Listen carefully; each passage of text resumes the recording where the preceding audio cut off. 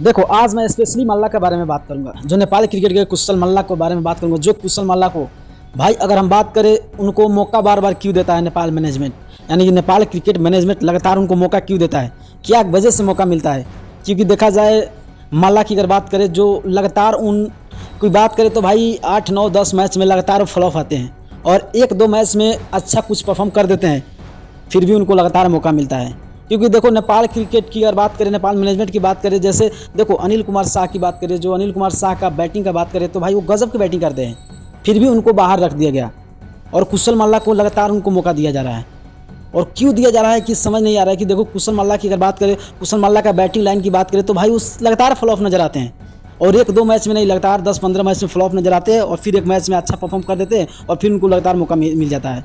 मगर क्यों मिलता है, देखो अच्छा किया है कैन ने, यानी नए लड़कों को मौका दिया है तो नए लड़कों अच्छा कर रहा है, मगर भाई कुशल मल्ला को मौका नहीं देना चाहिए। क्योंकि टॉप ऑर्डर बैट्समैन जब नहीं चल रहा है तो भाई सब चला है, कुशल भुर्तेज, आशिक सेफ, दीपेंद्र सिंह, पौडेल की बात करें, सब अच्छा खासा परफॉर्म करते हैं, मगर मल्ला लगातार फ्लॉप नजर आ रहा है, फिर भी उनको मौका दिया रहा है। तो मौका क्यों दिया जा रहा है मेरे को भी समझ में नहीं है। अगर आप लोगों को समझ है तो आप लोग कमेंट में अपना राय कमेंट कीजिएगा। अगर नए हो तो चैनल को सब्सक्राइब करके वीडियो शेयर कीजिएगा और ज़्यादा से ज़्यादा वीडियो को शेयर कीजिएगा। ओके भाई, मिलता हूँ नेक्स्ट वीडियो में।